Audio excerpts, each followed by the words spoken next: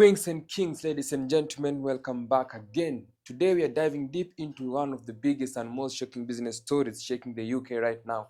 The collapse of the £4 billion rescue deal for Thames Water. Yep, the UK largest water company is facing a massive crisis and the private equity firm KKR just pulled out. But what does that really mean? And how did we get here? Stay tuned because this story has everything: finance drama, public outrage, and a looming government decision that could change how water is managed across the country.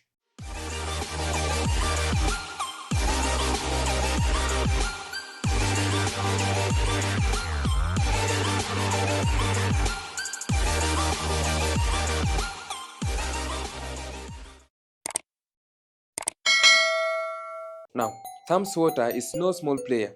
They provide water and sewage services to nearly 15 million people in London and the surrounding areas.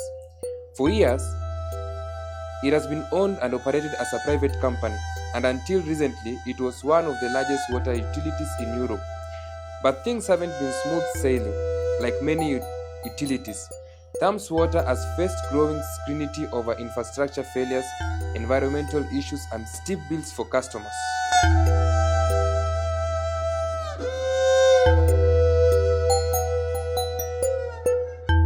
The company's problem came to head with an escalating debt pile and the urgent need for investment to fix aging pipes and comply with stricter environmental regulations. This is where KKR, a major US private equity firm, entered the scene. So, what exactly was this £4 billion rescue deal?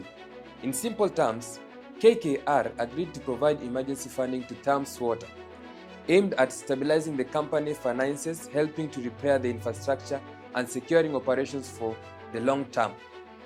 This would have been one of the biggest private equity investments in the UK water sector in years. But then, last week, KKR shocked everyone by pulling out of the deal at the last minute. Sources say it was because of rising costs and uncertainties around government regulations for a company like KKR, which looks for investment with clear returns. This was a huge red flag. Leaks are leading to water shortages, sewage dumping pollutes our rivers, our lakes, our seas, and the only thing on the up is debt at £60 billion. Digging deeper, several factors contributed to KKR's decision. And these are the following things that contributed to the KKR decision of pulling out from the £4 billion rescue deal. Number one, we've got mounting debt. Thames Water's debt level was higher than initially estimated, increasing financial risk. Number two, regulatory uncertainty. The UK government has been signaling tighter controls on water companies, including possible price caps and environmental requirements. Number three, public pressure. After years of public backlash over water pollution and rising bills, the political risk is high. Number four, market conditions. Broader economic uncertainties, including inflation and interest rates, made a big investment less attractive.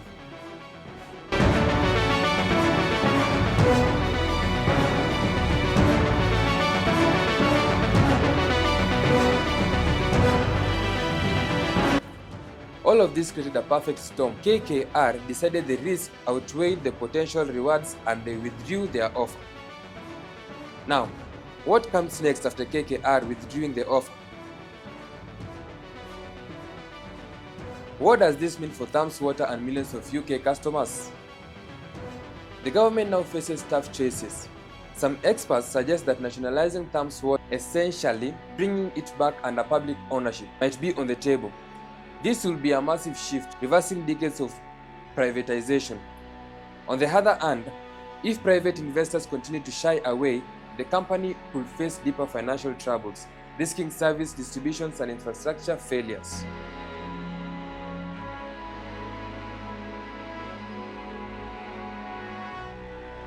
This crisis isn't just about Thames Water. It highlights a wider problem in the UK utility sector, aging infrastructure, underinvestment, and complicated relationship between private companies and public needs.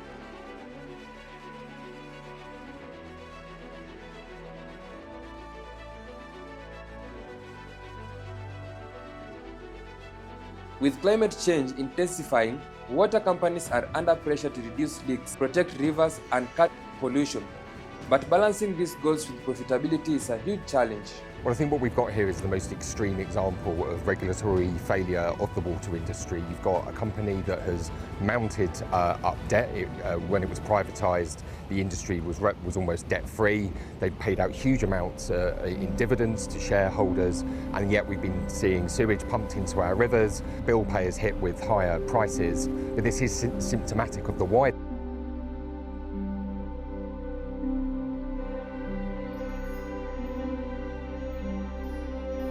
So, what do you think? Should the government step in and nationalize Thames Water? Or is there still a role for private investment? This thing in Crystal Palace is taking the mick.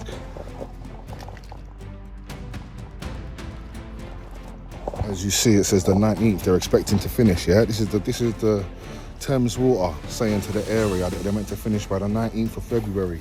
Then they came and said it's the 22nd of February. It's now the 27th or 28th, yeah? You lot are taking the mick, mate, yeah? Thames Water, get your act together. You're taking the mick out of the whole area. South London, they don't give a damn about you, yeah? It's mad out there. It's coming like dark ages. If it was up to them, we'd be fucking living underground eating rats.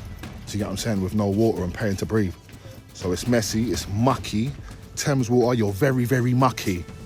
Yeah, get it together. The situation with Thames Water cannot get any more absurd. It's just been revealed that they've diverted millions of pounds worth of customers' bills that was pledged for environmental cleanup directly into dividends and bonuses for bosses. This is a company where we have paid for their dividends, we have paid for their debt, we have tried to pay for environmental cleanup to clean up our rivers. That money was pledged for our rivers and it's just gone straight into their pockets. Ofwat, the water regulator, has now said that it will be taking enforcement action on Thames Water because 100 projects haven't been done to clean up our rivers.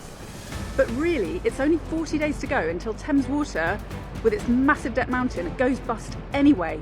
Why on earth doesn't Steve Reed, the Environment Secretary, take it into permanent public ownership right now and end this farce?